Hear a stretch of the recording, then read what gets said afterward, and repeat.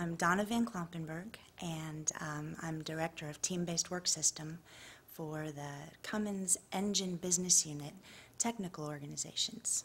And so what's meant by that is the engineering organizations within Cummins that focus on engines. My job ranges from training to facilitation to project management. If you think about the team structure that we implement, I think it's important, first of all, to recognize that teams are not the end in themselves. They are only a means to an end. So the team structure that we use lays right on top of our organizational structure. So it's made up of a few different stratas. First of all, we provide the structure of the team itself, which is the team members who report right to their boss, who we call the coach. And then there's also a specific set of tools that we use in our structure and measures that go with that. So finally then are the skills and the behaviors that support those. If you step back and you think about how teams impact the way that people work, and contrast that with if I wasn't operating in a team environment, how might that be different? There's some really important differences related to, number one, because I'm operating in a team, I'm very clear what my goals are, the goals of our team. We like to say a team without goals is not a team.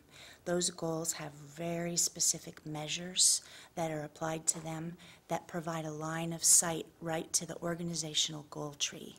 So immediately, as an individual, I have context. I know what my team's responsibilities are and my responsibilities are within the team.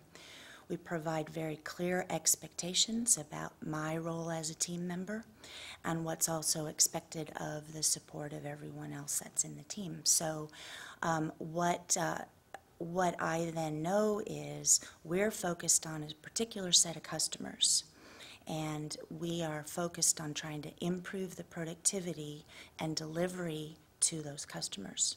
So as a result, we have some tools, for example, that are called that's called cross-training.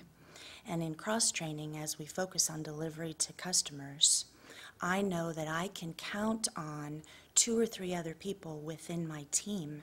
If I'm missing that day because of vacation, unexpected illness, or travel with work, then my team members will back up my position and be able to, in advance, not have to scurry around, not miss a beat, and still meet delivery of our customers.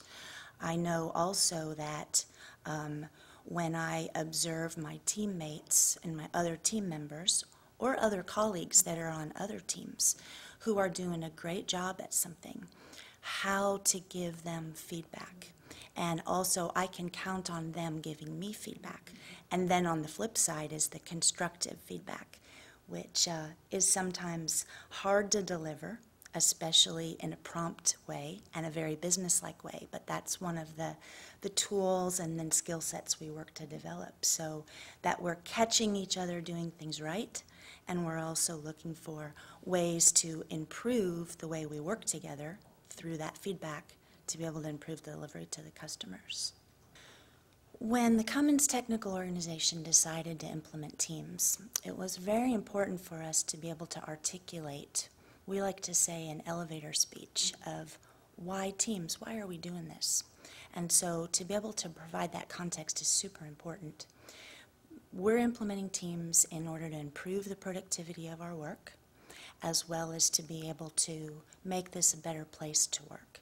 So the real beauty behind that is the human science, and that is that the more I am feeling respected and I trust the environment I work in and my morale is higher, the better I'm going to be capable to engage with everyone else, the better we're going to collectively be able to work together, so our efficiency and effectiveness goes up, and that improves our productivity. So there's this sort of a cycle that combines the business side productivity measures with the morale side of making this a better place to work. So the culture meshes with the end business result.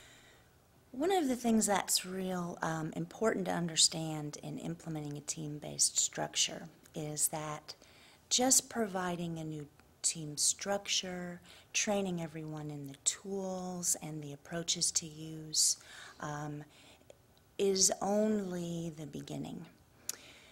It doesn't help to have a tool if an individual or a team is not skilled at using those tools.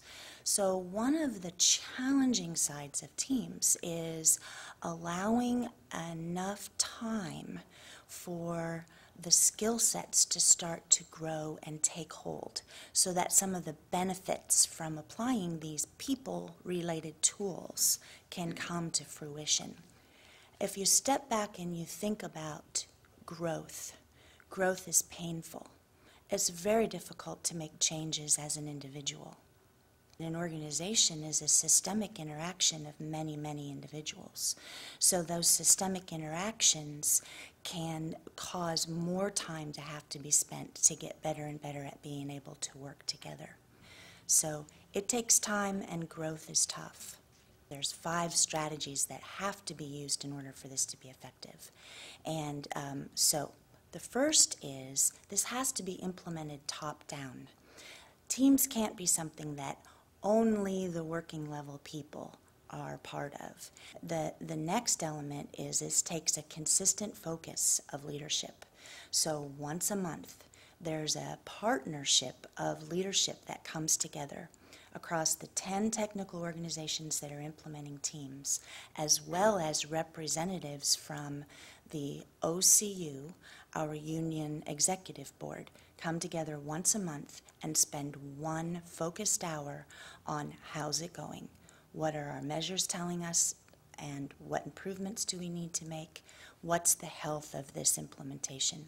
So that consistent attention from leadership is very, very important. The third key to implementing our strategy is we identified a set of common approaches, common tools, if you will, common measures to be implemented. But then we articulated